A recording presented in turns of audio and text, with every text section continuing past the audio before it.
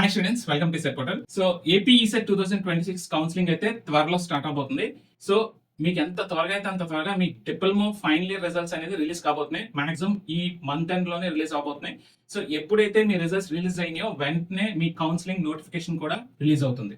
Okay, so counselling వెళ్ళబోతున్న ప్రతి student అసలు counselling process అనేది ఎలా జరుగుతుంది అనేది ఫుల్ క్లారిటీ ఉందనుకోండి, మీకు ఎలాంటి డౌట్స్ ఉండవు. ఓకే, సో ఎలాంటి కన్ఫ్యూజన్స్ లేకుండా కౌన్సిలింగ్ ప్రాసెస్ మొత్తాన్ని హ్యాపీగా కంప్లీట్ చేసేసుకోవచ్చు. సో ఈ వీడియోలో నేను కౌన్సిలింగ్ ప్రాసెస్ మొత్తం స్టెప్ బై స్టెప్ మీకు ఎక్స్ప్లెయిన్ చేస్తాను. అసలు కౌన్సిలింగ్ ఎలా స్టార్ట్ అవుతుంది, సో మీకు సీట్ వచ్చేంత వరకు ఎన్ని స్టెప్స్ ఉంటాయనేది క్లియర్ కట్ గా నేను మీకు ఎక్స్ప్లెయిన్ చేస్తాను. ఈ ఒక్క వీడియోతో మీకు కంప్లీట్ డౌట్స్ అన్ని కూడా క్లారిఫై అయిపోతాయి. సో ఈ వీడియో స్కిప్ చేయకుండా జాగ్రత్తగా చూడండి. మొత్తం స్టెప్స్ అన్ని కూడా ఈ ఒక్క వీడియోలోనే కవర్ చేస్తాను.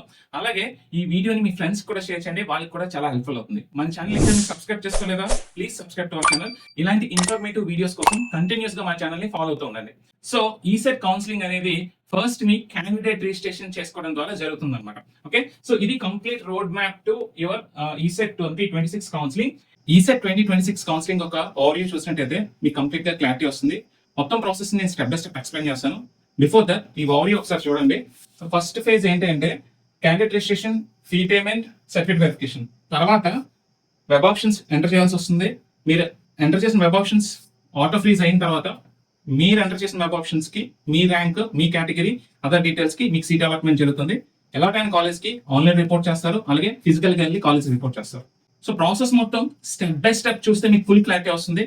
So step by step process మొత్తాన్ని ఎక్స్ప్లెయిన్ చేస్తాను చూడండి. సో ఫస్ట్ ఏంటంటే ఈసెట్ 2026 లో క్వాలిఫై అయిన ప్రతి ఒక్క స్టూడెంట్ ఈసెట్ కౌన్సిలింగ్ అటెండ్ అవ్వాలి అంటే క్యాండిడేట్ రిజిస్ట్రేషన్ చేసుకోవాలి.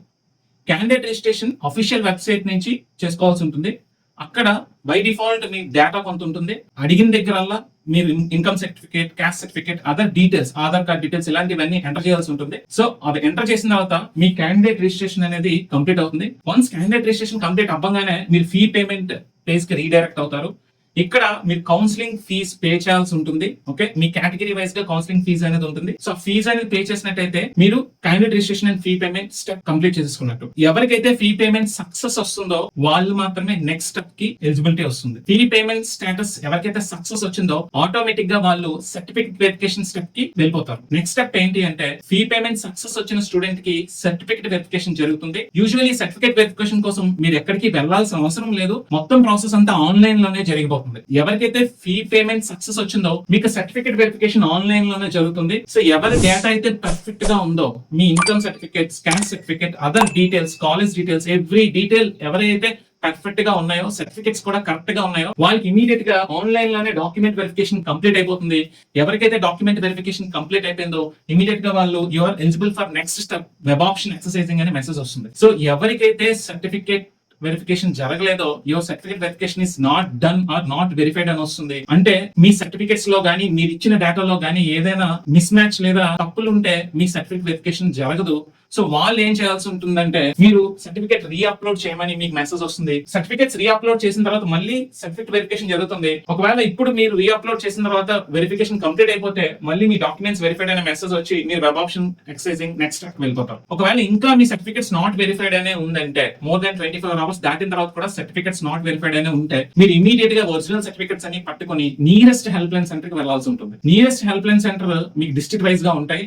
అవి వన్స్ కౌన్సిలింగ్ షెడ్యూల్ అంతా రిలీజ్ చేసిన తర్వాత నేను మీకు డేటా అనేది ప్రొవైడ్ చేస్తాను. సో నెక్స్ట్ స్టెప్ ఏంటి అంటే వెబ్ ఆప్షన్ ఎక్సర్సైజింగ్. ఎవరికైతే డాక్యుమెంట్ వెరిఫికేషన్ కంప్లీట్ అవుతుందో వాళ్ళు వెబ్ ఆప్షన్ ఎక్సర్సైజింగ్ చేసుకోవడానికి ఎలిజిబుల్ అనమాట.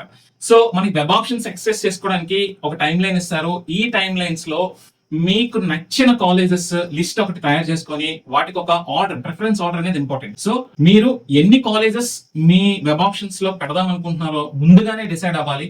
అసలు ఎన్ని డిస్ట్రిక్ట్స్ లో కాలేజెస్ ని మీరు కన్సిడర్ చేస్తున్నారు, అసలు ఎన్ని నెంబర్ ఆఫ్ కాలేజెస్ మీరు ఆప్ట్ చేసుకుందాం అనుకుంటున్నారు తెలుసుకొని ఆ కాలేజెస్ ఒక ప్రిఫరెన్స్ ఆర్డర్ ముందుగానే రాసుకొని దానికి అనుగుణంగా మీరు సెలెక్ట్ చేసుకున్న కాలేజెస్ ని ఈ వెబ్ ఆప్షన్స్ లో యాక్సెస్ చేసుకోవాల్సి ఉంటుంది. సో వన్స్ వెబ్ ఆప్షన్స్ ని యాడ్ చేసుకున్న తర్వాత ఆ ఆర్డర్ ని కూడా అరేంజ్ చేసుకోవాల్సి ఉంటుంది. ఆర్డర్ ని అరేంజ్ చేసిన తర్వాత మీ ప్రిఫరెన్స్ ఆర్డర్ ని సేవ్ చేయాలి. సేవ్ చేస్తే మీరు ఇచ్చిన ఆప్షన్స్ అన్ని సేవ్ అవుతాయి. సేవ్ అయిన తర్వాత మీరు లాస్ట్ సేవ్ చేసిన ఆప్షన్స్ ని ప్రూఫ్ కింద ఒక ప్రింట్ అవుట్ తీసుకోండి, హార్డ్ కాపీ. ఓకే, ఇక్కడ నేను మీకు ఇచ్చే ఇంపార్టెంట్ టిప్ ఏంటి అంటే ఎవరు కూడా ఆప్షన్స్ ని ఫ్రీజ్ చేయొద్దు. లాగౌట్ అవబోయే ముందు మీరు లాస్ట్ గా మోడిఫై చేసిన ఆప్షన్స్ అన్నిటినీ కూడా సేవ్ చేయండి, సరిపోతుంది. ఓకే, మీకు లాస్ట్ గా ఒక డెడ్ లైన్ ఇస్తారు. వెబ్ ఆప్షన్స్ ని లాస్ట్ అండ్ ఫైనల్ గా ఒక్కసారి చేంజ్ చేసుకోవడానికి చేంజ్ ఆఫ్ వెబ్ ఆప్షన్స్ అని చెప్పి ఒక్క రోజు డెడ్ లైన్ ఇస్తారు. ఆ రోజు మరొకసారి మీరు మోడిఫై చేసుకోవచ్చు.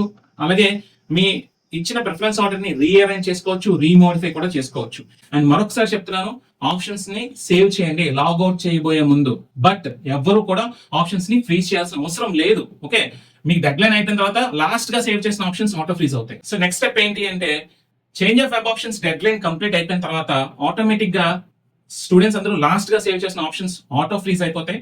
ఆ ఫ్రీజ్ అయిపోయిన డేటా సిస్టమ్ తీసుకొని, సిస్టమ్ ఇప్పుడు ఏం చేస్తుందంటే మీ కేటగిరీ, మీ రీజియన్, మీ ర్యాంక్, మీ బ్రాంచ్ ఇవన్నీ కూడా కన్సిడర్ చేస్తూ మీరు ఆప్ట్ చేసుకున్న కాలేజ్ ఒక ప్రిఫరెన్స్ లిస్ట్ అనుగుణంగా మీకు ఒక కాలేజ్ అలాట్ చేయడానికి ట్రై చేస్తుంది అనమాట. ఇదంతా కూడా టైం టేకింగ్ ప్రాసెస్. ఎందుకు అంటే 30,000+ స్టూడెంట్స్, ఆల్మోస్ట్ 8 to 9 బ్రాంచెస్ కి సీట్ అలాట్మెంట్ అనేది చేయడం అనేది చాలా పెద్ద ప్రాసెస్. అలాగే ఇక్కడ రోస్టర్ ప్రాసెస్ కూడా ఫాలో అవ్వాలి.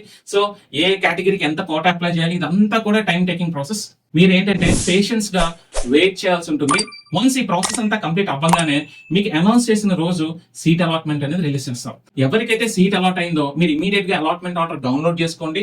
డౌన్లోడ్ చేసుకొని మీకు అలాట్ అయిన కాలేజ్ మీకు నచ్చినట్టయితే ఇమీడియట్ గా మీరు ఆన్లైన్ లోనే సెల్ఫ్ రిపోర్టింగ్ చేసేయాల్సి ఉంటుంది. ఆన్లైన్ లో సెల్ఫ్ రిపోర్టింగ్ చేయగానే రిపోర్టింగ్ ఫామ్ ఒకటి వస్తుంది, అలాగే అలాట్మెంట్ ఆర్డర్. ఈ రెండు పట్టుకొని మీ original certificates, set of xerox copies అన్ని పట్టుకొని కాలేజ్ కి వెళ్ళి ఫిజికల్ గా కూడా రిపోర్ట్ చేయాలి. So only allotment order download చేసుకుని ఆన్లైన్ లో రిపోర్ట్ చేస్తే మీ సీట్ సేఫ్ కాదు. సో మీ సీట్ సేఫ్ అవ్వాలి అంటే ఖచ్చితంగా అలాట్మెంట్ ఆర్డర్ డౌన్లోడ్ చేసుకుని ఆన్లైన్ లో రిపోర్టింగ్ చేసి, ఓకే, ఈ అలాట్మెంట్ ఆర్డర్, రిపోర్ట్ ఫామ్, అలాగే ఒరిజినల్ సర్టిఫికెట్స్ అన్ని పట్టుకొని ఫిజికల్ గా కాలేజ్ కి వెళ్ళి ఫిజికల్ రిపోర్టింగ్ చేస్తేనే మీ అడ్మిషన్ కంప్లీట్ అయినట్టు. సో ఇక్కడతో మీ అడ్మిషన్ ప్రాసెస్ అనేది కంప్లీట్ అవుతుంది. సో ఎవరైతే నెక్స్ట్ సెకండ్ కౌన్సిలింగ్ అటెండ్ అవుదాం అనుకుంటున్నారో, సో మీరు సెకండ్ కౌన్సిలింగ్ హ్యాపీగా అటెండ్ అవ్వచ్చు. కానీ ఇక్కడ ఇంపార్టెంట్ వాల్యుబుల్ టిప్ ఏంటి అంటే, సో ఫస్ట్ ఫేజ్ లో అలాట్ అయిన కాలేజ్ కన్నా బెటర్ కాలేజెస్ మాత్రమే సెకండ్ ఫేజ్ కౌన్సిలింగ్ లో ఆప్ట్ చేసుకోవాల్సి ఉంటుంది.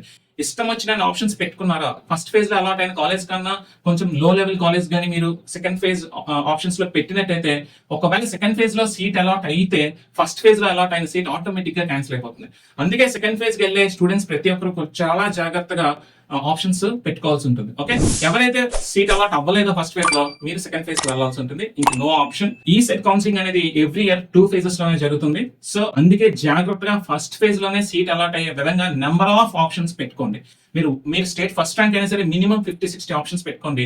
మీరు బిలో 1000 అయితే మీరు కనీసం 100 ఆప్షన్స్ పెట్టుకోండి. మీరు అబౌవ్ 1000 అయితే కనీసం మీరు 150-160 ఆప్షన్స్ పెట్టుకోండి. ఓకే, మీకు బ్రాంచ్ వైజ్ గా ఎన్ని ఆప్షన్స్ ఎలా పెట్టాలి, ఏ ర్యాంక్ కి ఎన్ని ఆప్షన్స్ పెట్టాలి, ఇలా చాలా వీడియోస్ నేను చేశాను. మీరు ఆ వీడియోస్ మిస్ అయినట్టయితే లింక్ డిస్క్రిప్షన్ ఇస్తాను, చూడండి. ఓకే, సిస్టమ్ ఎలా మనకి సీట్ అలాట్ చేస్తుంది అంటే, చూడండి, మీ క్యాండిడేట్ వెబ్ ఆప్షన్స్ అంటే మీరు వెబ్ ఆప్షన్స్ లో మీరు ఇచ్చిన ప్రిఫరెన్స్ ఆర్డర్ ఏదైతే ఉందో అది చాలా ఇంపార్టెంట్ రోల్ ప్లే చేస్తుంది.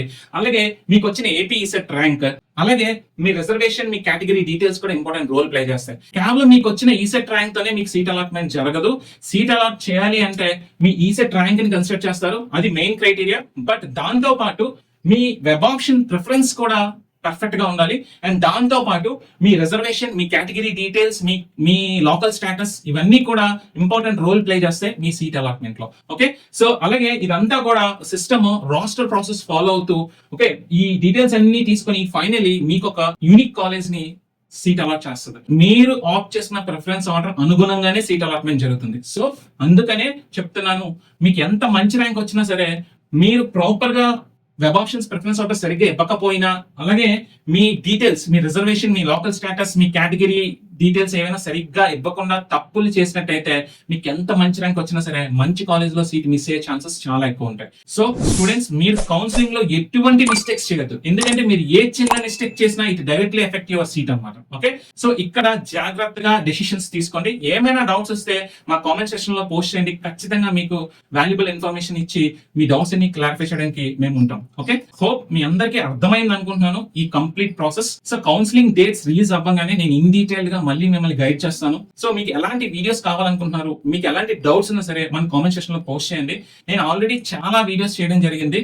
సో ఆ వీడియోస్ ఏవి కూడా మిస్ కాకుండా చూడండి. అలాగే టాప్ ఇంజనీరింగ్ కాలేజెస్ యొక్క కట్ ఆఫ్ ర్యాంక్ వీడియోస్ కూడా చేస్తున్నాను. సో ఈ వీడియోస్ కూడా మిస్ కాకుండా చూసినట్టయితే మీకు ఒక క్లారిటీ వస్తుంది. మీకు వచ్చిన ర్యాంక్ కి ఏ కాలేజ్ లో సీట్ వచ్చే ఛాన్సెస్ ఉన్నాయి, అసలు ఎన్ని వెబ్ ఆప్షన్స్ పెట్టుకోవాల్సి వస్తుంది. ఓకే, ఇవన్నీ కూడా మీకు క్లారిటీ వస్తుంది. సో మీకు ఇంకా వాల్యుబుల్ ఇన్ఫర్మేషన్ కావాలి అంటే కంటిన్యూస్ గా మా ఛానల్ ని ఫాలో అవుతూ ఉండండి. మన ఛానల్ ఎవరైనా సబ్స్క్రైబ్ చేసుకోకపోతే సబ్స్క్రైబ్ చేసుకోండి. అలాగే ఇలాంటి వీడియోస్ మీ ఫ్రెండ్స్ తో కూడా షేర్ చేయండి. వాళ్ళకి కూడా చాలా హెల్ప్ఫుల్ అవుతుంది. మంచి వాల్యుబుల్ ఇన్ఫర్మేషన్ దొరుకుతుంది. సో మరొక ఇంట్రెస్టింగ్ వీడియోతో మళ్ళీ కలుద్దాం. Stay tuned to research portal. Thank you.